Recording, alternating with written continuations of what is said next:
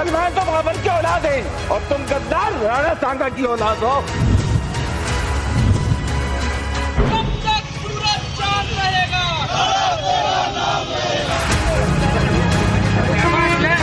तो मुसलमान तो बाबर की औलाद हैं और तुम गद्दार राणा सांगा की औलाद हो। ये हिंदुस्तान में तय हो जाना चाहिए। हिंदुस्तान के सबसे बड़े योद्धा राणा सांगा का जब संसद में अपमान हुआ तो सड़क से लेकर संसद तक सियासत में उबाल आ गया।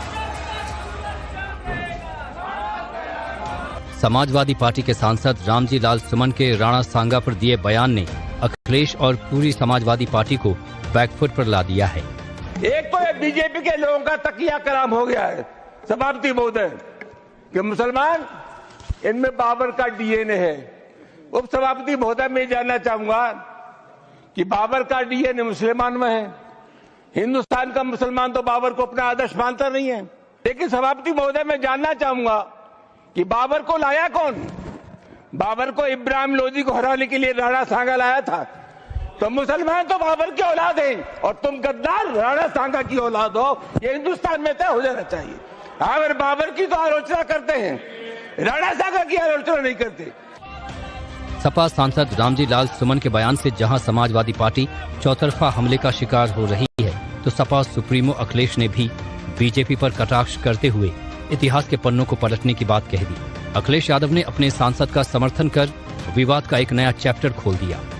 पूरे उत्तर प्रदेश की हमारी समाजवादी पार्टी की तरफ से निवेदन है कि इतिहास के पन्ने ना पलटें, क्योंकि इतिहास के पन्ने अगर पलटे जाएंगे तो लोग ये भी याद करेंगे कि छत्रपति शिवाजी महाराज जब उनका तिलक होना था तो किसी ने उनका तिलक नहीं किया और हाथ से तिलक नहीं किया गया। सुनने में आ रहा है कि पैर के बाएं अंगूठे से उनका तिलक किया गया था। क्या भारतीय जनता पार्टी इस बात की निंदा करेगी आज? तो छत्रपति शिवाजी महाराज जी का बाएं पैर के अंगूठे से तिलक हुआ, उसके लिए भारतीय जनता पार्टी माफी मांगेगी कि नहीं मांगेगी? पहले महाराष्ट्र में सपा विधायक अबू आजमी ने औरंगजेब की तारीफ में कसीदे पढ़कर सियासी भूचाल ला दिया था, तो अब सपा सांसद ने राणा सांगा का अपमान कर आग में घी डालने का काम कर दिया है। अब पूरी समाजवादी पार्टी बीजेपी के निशाने पर आ गई है। जैसे शुक्राचार्य के बताए हुए रास्ते पर चल करके एक तरीके से कह सकते हैं कि रावण का अंत हुआ था, तो ये जो शुक्राचार्य की आत्मा घुसी है, कभी बॉम्बे में घुस जाती है। अब देखिए अच्छा भला चल रहा था, अब सुमन साहब कई बार के सांसद हैं, उनमें घुस गई। जो बाबर से अपने को जोड़ रहे हैं, औरंगजेब से जोड़ रहे हैं, महाराणा प्रताप, शिवाजी और राणा सांगा की का विरोध कर रहे हैं, और ऐसे लोग की मानसिकता जो तुष्टीकरण की है वह देश को काफी नुकसान पहुंचा रहा है। रामली लाल जी की बेचारे की क्या हैसियत है? वो तो अखिलेश यादव के बयान है, अखिलेश यादव ने मुंह में डाला हुआ है, उनके जो शब्द वही बोल रहे हैं। देखिए, जो राणा सांगा पे कोई टिप्पणी करेगा, मुझे नहीं लगता कि वो देश में पनप पाएगा। अखिलेश यादव जी मान लें कि उनका राजनीतिक कैरियर आज से खत्म हो गया। वो उनके समर्थन में उतरा है, उन्होंने कंट्रोवर्सी का एक अलग ही चैप्टर यहाँ पर खोल दिया है। वहीं देखिए, आज आगरा में हिंदू महासभा के द्वारा, संगठनों के द्वारा इस पूरे बयानबाजी के खिलाफ में विरोध प्रदर्शन किया जाएगा और एफआईआर भी आज दर्ज कराई जाएगी। सवाल यहाँ पर कि क्या तुष्टीकरण और वोट बैंक की राजनीति के लिए सियासी दल जो है वो किसी भी हद तक जाने के लिए तैयार है?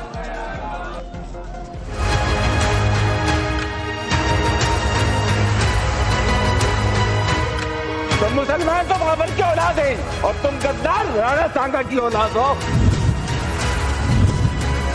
कब तक सूरज चांद रहेगा?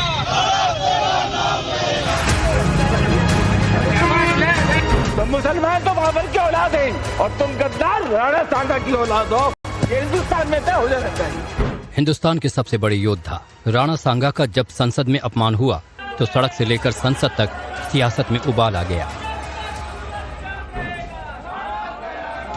समाजवादी पार्टी के सांसद रामजी लाल सुमन के राणा सांगा पर दिए बयान ने अखिलेश और पूरी समाजवादी पार्टी को बैकफुट पर ला दिया है। एक तो ये बीजेपी के लोगों का तकिया कलाम हो गया है सभापति महोदय कि मुसलमान इनमें बाबर का डीएनए है।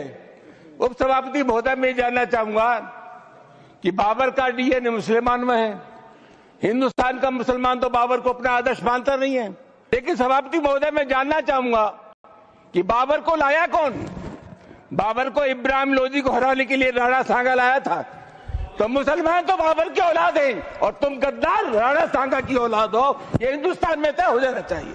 अगर बाबर की तो आलोचना करते हैं, राणा सांगा की आलोचना नहीं करते। सपा सांसद रामजी लाल सुमन के बयान से जहां समाजवादी पार्टी चौतरफा हमले का शिकार हो रही है, तो सपा सुप्रीमो अखिलेश ने भी बीजेपी पर कटाक्ष करते हुए इतिहास के पन्नों को पलटने की बात कह दी। अखिलेश यादव ने अपने सांसद का समर्थन कर विवाद का एक नया चैप्टर खोल दिया। पूरे उत्तर प्रदेश की हमारी समाजवादी पार्टी की तरफ से निवेदन है कि इतिहास के पन्ने ना पलटें, क्योंकि इतिहास के पन्ने अगर पलटे जाएंगे तो लोग ये भी याद करेंगे कि छत्रपति शिवाजी महाराज जब उनका तिलक होना था तो किसी ने उनका तिलक नहीं किया और हाथ से तिलक नहीं किया गया। सुनने में आ रहा है कि पैर के बाएं अंगूठे से उनका तिलक किया गया था। क्या भारतीय जनता पार्टी इस बात की निंदा करेगी आज? तो छत्रपति शिवाजी महाराज जी का बाएं पैर के अंगूठे से तिलक हुआ, उसके लिए भारतीय जनता पार्टी माफी मांगेगी कि नहीं मांगेगी? पहले महाराष्ट्र में सपा विधायक अबू आजमी ने औरंगजेब की तारीफ में कसीदे पढ़कर सियासी भूचाल ला दिया था, तो अब सपा सांसद ने राणा सांगा का अपमान कर आग में घी डालने का काम कर दिया है। अब पूरी समाजवादी पार्टी बीजेपी के निशाने पर आ गई है। जैसे शुक्राचार्य के बताए हुए रास्ते पर चल करके